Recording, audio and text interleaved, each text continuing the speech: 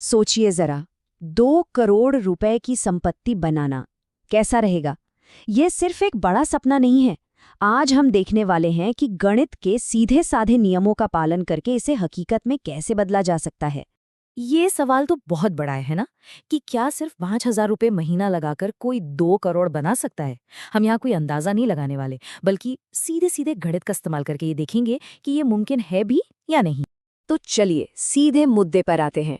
हम जो भी कैलकुलेशंस देखने वाले हैं ना, वो एक स्टैंडर्ड फाइनेंशियल फॉर्मूले पर आधारित हैं, ताकि सब कुछ एकदम साफ साफ समझ आए कि ये सब काम कैसे करता है।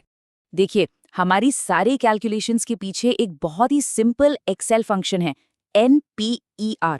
ये बस इतना हिसाब लगाता है कि अगर हर महीने एक फिक्स्ड अमाउंट इन्वेस्ट किया जाए और उस पर एक फिक्स्ड रिटर्न मिले, तो अपने गोल तक पहुंचने में कितने महीने या साल लगेंगे।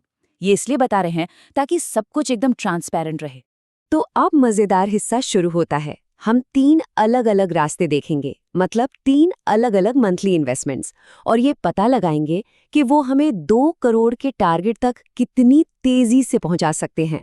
तो चलिए सबसे पहले और सबसे आम रास्ते से शुरू करते हैं, यानी 5,000 रुपये हर महीने। देखते हैं कि ये छोटी सी रकम हमें कहाँ तक ले जाती है। यहाँ असली जादू देखिए। 8% रिटर्न पर टारगेट तक पहुंचने में लगते हैं करीब 42 साल। लेकिन अगर उसी रिटर्न को 20% तक बढ़ाया जा सके, तो ये टाइम घटकर सिर्फ 21 साल रह जाता है। मतलब सीधा आधा। ये अविश्वसनीय है ना? तो यहाँ पर जो सबसे ज़रूरी बात है वो ये है, सिर्फ रिटर्न को बेहतर बनाकर अपनी फाइनेंशियल जर्नी से 20 साल कम किए जा सकते हैं। यही असली ताकत है इस बात की कि पैसा हमारे लिए कितनी मेहनत से काम कर सकता है। ठीक है, तो हमने देख लिया कि 5,000 के साथ क्या मुमकिन है। अब जरा देखते हैं कि अगर इन्वेस्टमेंट को डबल करके 10,000 रुपये महीना कर दिया जाए तो क्या होता है। जैसा कि यहाँ दिख रहा है, इन्वेस्टमेंट डबल करने से हर लेवल पर टाइम कम हो जाता है। याद है, 8% पर 41 साल लग रहे थे, अब वो सिर्फ 33 साल हैं। और 20% पर हम 18 साल से भी कम में टारगेट तक पहुंच जाते हैं। जरा इस पर ध्यान दीजिए। सिर्फ 12% से 15% रिटर्न पर जाने से, मतलब सिर्फ 3% की बढ़ोतरी, अपने टारगेट तक पहुंचने में लगभग 4 साल कम हो जाते हैं। ये एक छोटा सा बदलाव है जिसका असर बहुत बड़ा है। अब बात करते हैं सबसे तेज रास्ते की। क्या होगा अगर कोई हर महीने 20,000 रुपये इन्वेस्ट कर सके? चलिए देखते हैं। जरा इन नंबर्स को देखिए। इस लेवल पर चीजें सच में बहुत तेजी से आगे बढ़ती हैं। 20% के रिटर्न पर सिर्फ 14.5 साल में 2 करोड़ तक पहुंचा जा सकता है। ये तो कमाल की तेजी है। यहाँ तक कि जब कोई बहुत सारा पैसा इन्वेस्ट कर रहा हो, तब भी एक बेहतर रिटर्न पाना बहुत बड़ा फर्क पैदा करता है। 8% और 20% के बीच का अंतर 11 साल का है। ये तो किसी की जिंदगी का पूरा एक दशक हो गया। ठीक है, अब वक्त है सब कुछ एक साथ लाकर देखने का। अगली स्लाइड में हम इन सारे नंबर्स को एक साथ रखेंगे ताकि हम सबसे जरूरी सबक देख सकें।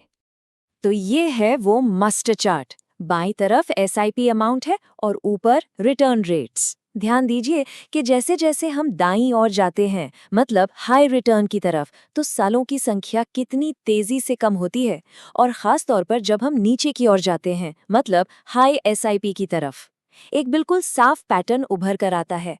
तो यहाँ सबसे बड़ी सीख क्या है? देखिए, ज्यादा पैसा इन्वेस्ट करना सीढ़ियां चढ़ने जैसा है। आप लगातार आगे बढ़ते हैं, लेकिन अपने रिटर्न की दर को बढ़ाना वो एक रॉकेट लॉन्च करने जैसा है। तरक्की एकदम एक्सपोनेंशियल हो जाती है।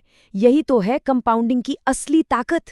अगर इस पूरे एनालिसिस से सिर्फ एक बात याद रखनी हो, तो वो ये है कि समय सबसे बड़ा मल्टीप्लायर है।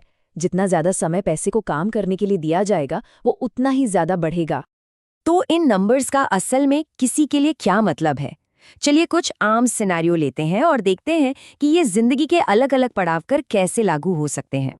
मान लीजिए कोई 25 साल की उम्र में शुरू कर रहा है, तो उसके पास सबसे शक्तिशाली चीज है समय।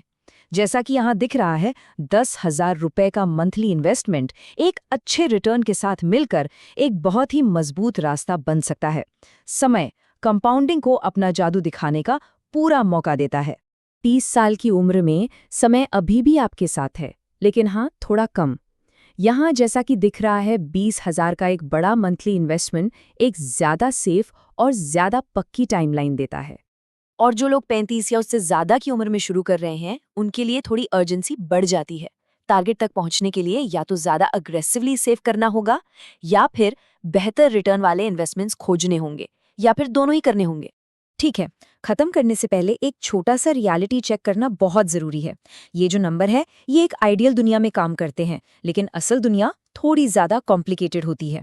याद रखिएगा, हमारी कैलकुलेशंस में टैक्स, फीस या बाजार के उतार चढ़ाव को शामिल नहीं किया गया है, इसलिए असल नतीजे अलग हो सकते हैं। लेकिन जो मूल सिद्धांत है, यानी कंपाउंडिंग का गणित, वो हमेशा सच रहता है। तो गणित तो एकदम साफ है, 2 करोड़ की संपत्ति बनाना मुमकिन है।